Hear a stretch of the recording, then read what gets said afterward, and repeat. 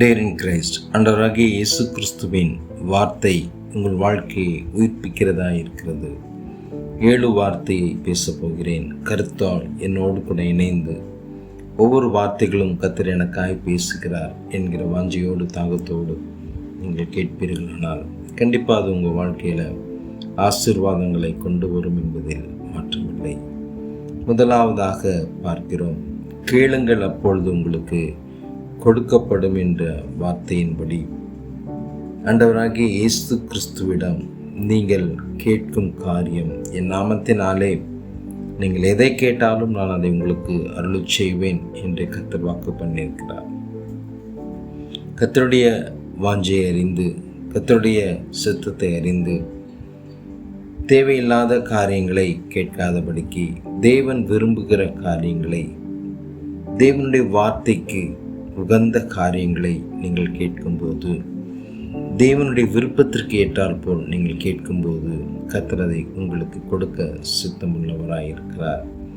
ஒரு நாளும் கர்த்தரிடத்தில் கேட்கப்பட்ட காரியங்கள் வெறுமையாய் போவதில்லை என்பதை நீங்கள் உணர்ந்து கொள்ளுங்கள். இரண்டாவதாக பார்க்கிறோம், கடிந்து கொள்ளுதலை கவனித்து நடக்கிறவனோ கனமடைவான். ஆமென். இன்று அநேகருக்கு கடிந்து கொள்வது என்பது ஒரு பிடிக்காத ஒரு விஷயமாய் இருக்கிறது. சபையில் யாரையாவது ஒருவரை கடிந்து கொண்டோம் என்றால், இல்லை அவர்களை நல்வழிப்படுத்த வேண்டும் என்று விரும்பினோம் என்றால், அவர்கள் செய்கிற முதல் காரியம் என்னவென்றால் உடனே சபையை விட்டு போய்விடுகிறார்கள், அல்லது போதகர்களுக்கு விரோதமாய் தூஷணமான வார்த்தைகளை பரப்புகிறவர்களாய் இருக்கிறார்கள். நாம் ஒரு நாளும் அப்படி இருக்கக்கூடாது. நான் அநேக முறை சொல்வது உண்டு, பரலோகத்திற்கு செல்லும் வழி இடுக்கமாக தான் இருக்கும், கஷ்டமாக தான் இருக்கும், அநேக கட்டுப்பாடுகளை கொண்டதாக இருக்கும். ஆனால் அதன் முடிவோ சமாதானமாக இருக்கும். ஆனால் நரகத்திற்கு செல்லக்கூடிய வழியோ விசாலமாக இருக்கும். எந்த கண்டிப்பும் இருக்காது, யாரும் எதுவும் சொல்ல மாட்டார்கள். ஆனால் நீங்கள் அந்த வழியில் போகும்போது உங்கள் வாழ்க்கையில் அது சமாதான குறைவுகளை கொண்டு வரும் என்பதில் மாற்றமில்லை. போராட்டங்களை கொண்டு வரும், பிரச்சனைகளை கொண்டு வரும் என்பதில் சந்தேகமில்லை. சமாதானமாய் இருக்க வேண்டும் என்றால் ஊழியக்காரர்களின் கடிந்து கொள்ளுதலை, குறிப்பாய் வசனத்தின் மூலியமாய் உங்களோடு பேசும் ஊழியக்காரர்கள் வார்த்தைக்கு கீழ்ப்படிந்து நீங்கள் நடப்பீர்களானால், உங்கள் பெற்றோர்களுக்கு கீழ்ப்படிந்து நீங்கள் நடப்பீர்களானால் கண்டிப்பாக உங்கள் வாழ்க்கையில் ஒரு நல்ல நிலைக்கு வர, உங்கள் ஆசிரியர்களுக்கு கீழ்ப்படிந்து நடப்பீர்களானால் நீங்கள் ஒரு உயர்ந்த ஸ்தானத்தில் நிலைநிறுத்தப்படுவீர்கள் என்பதில் மாற்றமில்லை. மூன்றாவதாக பார்க்கிறோம், தடைகளை நீக்கி போடுகிறவர் உங்களுக்கு முன்பாக நடந்து போகிறார். அவர் சொல்றாரு, நான் உனக்கு முன்பாக சென்று கோணலானவைகளை செவ்வையாக்குவேன் என்று கர்த்தர் வாக்கு பண்ணுகிறார். விசுவாசிக்கிறீங்களா? ஒரு நாளும் தடைகளோடு கூட இல்லை, தடைகளில் நீங்கள் தேங்கி நின்று விடாதபடிக்கு உங்கள் வாழ்க்கை ஒரு சந்தோஷமான ஜீவ நதியாய் ஓடக்கூடிய அளவுக்கு தேவன் உங்களுக்கு முன்பாக சென்று, எப்படி ஒரு விவசாயி பயிர்களுக்கு நீர் பாய்ச்ச இடையில் இருக்கும் தடைகளை நீக்கி போடுகிறாரோ, ஒரு நல்ல நீர்ப்பாய்ச்சலான தோட்டத்தை போல மாற்ற விரும்புகிறாரோ, அதே போல்தான் உங்களுக்கு வருகிற தடைகளை, ஆசீர்வாதங்களை கர்த்தர் மாற்றி, தடைகளை நீக்கி எல்லா ஆசீர்வாத குறைவுகளையும் கர்த்தர் மாற்றுகிறார். தடைகளை பார்த்து சோர்ந்து போக வேண்டாம். தடைகளை நீக்கி போடுகிற தேவனை பார்த்து நீங்கள் முறையிடும்போது, நீங்கள் கூப்பிடும்போது உங்கள் தடைகளை கர்த்தர் உடைத்து எறிகிறார். நன்றிப்பா ரிமா சந்து ரியாந்தரப்பா. தடையோடு கேட்டுக்கொண்டிருக்கிற தெய்வ பிள்ளைகளே, என் வாழ்க்கையில் நான் எதை செய்தாலும் தடை பாஸ்டர், இந்த தடைகளை கர்த்தர் மாற்றுவேன் என்று வாக்கு பண்ணுகிறார். சோர்ந்து போகாதீங்க. நம்பிக்கையோடு கூட உங்கள் வாழ்க்கையில் நீங்கள் செய்ய நினைத்திருக்கிற காரியங்களை செய்யுங்கள். தடைகளை கர்த்தர் நீக்கி போடுவார். அடுத்ததாக பார்க்கிறோம், ஆபத்தில் நானே அவனோடு இருந்து அவனை தப்புவித்து அவனை கனப்படுத்துவேன் என்று கர்த்தர் வாக்கு பண்ணுகிறார். ஆமென். ஒரு ஆபத்து காலத்தில் தான் ஒரு உண்மையான நண்பனை நீங்கள் அறிந்து கொள்ளலாம், அல்லது ஒரு உண்மையான உறவுகளை நீங்கள் அறிந்து கொள்ளலாம். ஒரு ஆபத்துன்னு சொல்லி யாரிடாவது உதவி கேட்பீர்களானால், அவர்கள் உங்களோடு கூட வருவார்களானால் அவர்கள் உண்மையாகவே உங்களை நேசிக்கிறார்கள். ஆனால் இன்று உலகத்தில் ஆபத்து காலத்தில் இல்லை ஒரு சூழ்நிலையில், ஒரு பொருளாதார நெருக்கத்தின் நேரத்தில் வேதனையோடு கண்ணீரோடு யாரிடமாவது உதவி கேட்போமே ஆனால் அவர்கள் உங்களை உதாசீனப்படுத்துகிறதை தான் நாம் பார்க்க முடிகிறது. ஆம் தெய்வ பிள்ளைகளே, ஆனால் ஆண்டவர் சொல்கிறாரு, உன் ஆபத்து காலத்தில் நான் உன்னோடு கூட இருப்பேன். காரணம், நீங்கள் அவர் நாமத்தை அறிந்திருக்கிறபடியா. ஆமென். ரிபஷந்து கர்த்தருடைய நாமத்தை அறிமாக்கதுரு ஷதூரியாந்தரபா, வல்லமையாய் அறிந்து கொள்ளுங்கள், வாஞ்சையாய் அறிந்து கொள்ளுங்கள்.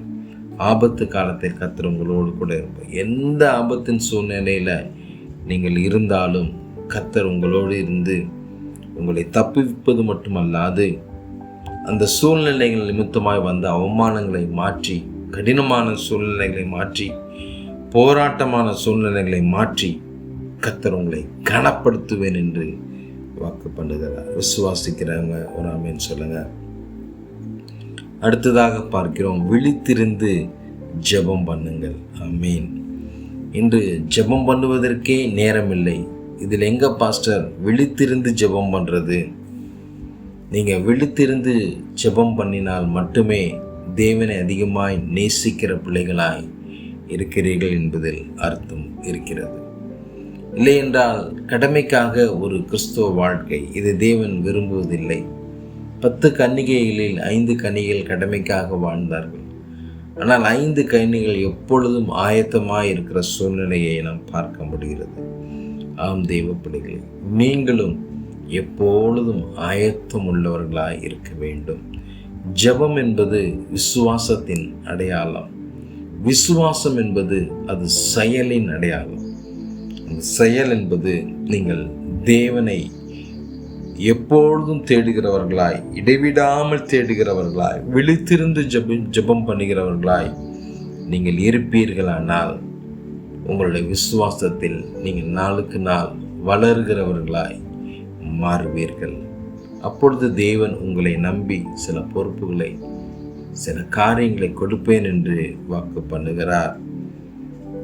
அடுத்ததாக பார்க்கிறோம், நான் எப்பொழுதும் வந்தடையத்தக்க கண்மலையாயிரும், நீரே என் கண்மலையும் என் கோட்டையுமாய் இருக்கிறீர். ஆமென். கர்த்தர் தாங்க நமக்கு எல்லா சூழ்நிலையிலும் கண்மலையாய் இருக்கிறார். நமக்கு அவர் கோட்டையாய், நம்மை பாதுகாக்கிற தேவனாய், நம்மை அரவணைக்கிற தேவனாய், எல்லா சூழ்நிலையிலும் நம்மை தப்புவிக்கிற தேவனாய், வேடனுடைய கண்ணிக்கும் பாலாக்கும் கொள்ளை நோய்க்கும் கர்த்தர் நம்மை பாதுகாக்கிற தேவனாய் இருக்கிறார். அவரை எப்பொழுதும் நம்பி அவரே சார்ந்து வாழ பழகுங்கள். கண்டிப்பாக உங்கள் வாழ்க்கையில் ஆசீர்வாதங்களை நீங்கள் பெற்றுக்கொள்வீர்கள், பாதுகாப்பை பெற்றுக்கொள்வீர்கள். உங்களுக்கு விரோதமாய் வருகிற சத்ருவின் கிரியைகளை கர்த்தர் 7 வழியாய் ஓடப்போக பண்ணுவார். ஆமென். அடுத்த வசனம் பார்க்கிறோம், உன் வழியை கர்த்தருக்கு ஒப்புவித்து அவர் மேல் நம்பிக்கையாயிரு, அவரே காரியத்தை வாய்க்க பண்ணுவார். ஆமென். எவ்வளோ ஒரு அருமையான வசனம் பாருங்களேன். உங்கள் வழிகளை கர்த்தருக்கு ஒப்புவீங்க, நீங்கள் செய்கிற செயல்களை கர்த்தருக்கு ஒப்புவீங்க, எல்லாமே கர்த்தருக்கு விரும்புகிற காரியமாக இருக்குமே. ஆனால் நிச்சயமாக உங்கள் காரியங்களை, நீங்கள் செய்ய நினைத்திருக்கிற காரியங்களை கர்த்தர் வாய்க்க பண்ணுவார். இந்த 7 வசனங்கள் நிச்சயமாக உங்களுக்கு ஆசீர்வாதமாய் இருந்திருக்கும். கர்த்தர் உங்களோடு பேசியிருப்பார். கர்த்தர் உங்களோடு பேசின வார்த்தையை நீங்கள் கமெண்ட் பண்ணுங்கள்.